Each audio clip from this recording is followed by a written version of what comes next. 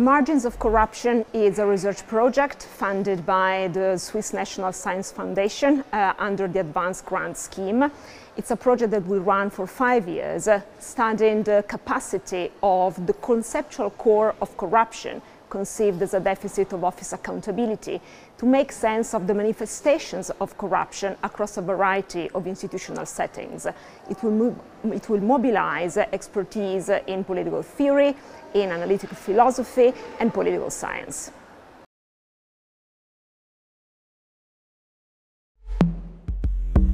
So what lies at the margins of the conceptual core of corruption?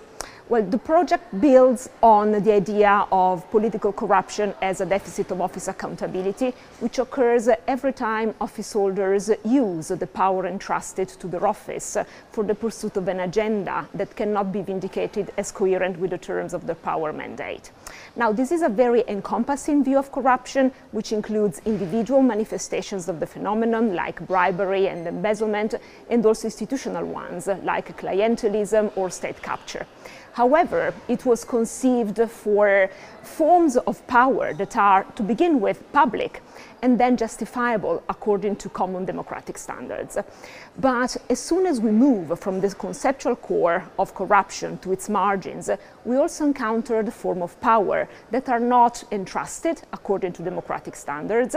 So the first margin is that separates a democracy from hybrid or authoritarian regimes, and also forms of power that are not totally public. And so we encounter corruption perhaps in no-profit organizations or business corporations. And our question is, can the conceptual core of corruption as a deficit of office accountability also make sense when corruption manifests in these other institutional settings?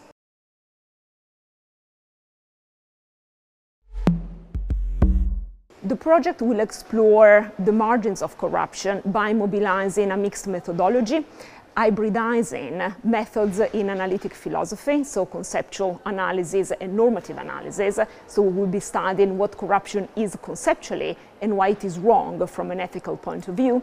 And these methods will be mixed with quantitative studies, for instance, through ethnographic observations of practices of accountability in different institutional settings, and also one-to-one interviews with office holders and members of different institutions that we will encounter.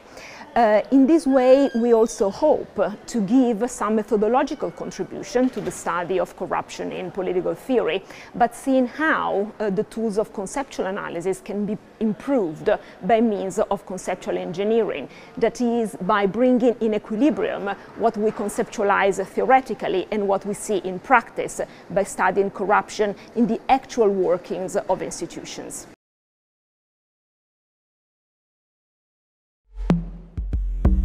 The project, of course, will deliver, besides academic publications, also instruments for enhancing the study and the understanding of corruption across various institutional settings.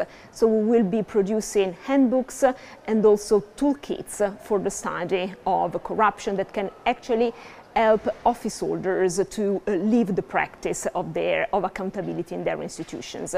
But most importantly, we will be funding, thanks to this project, the first international center for corruption studies that will be based at the University of Geneva and will uphold the study of corruption across disciplines by attracting and mobilizing the international community of scholars in political theory, political science, anthropology, and economics.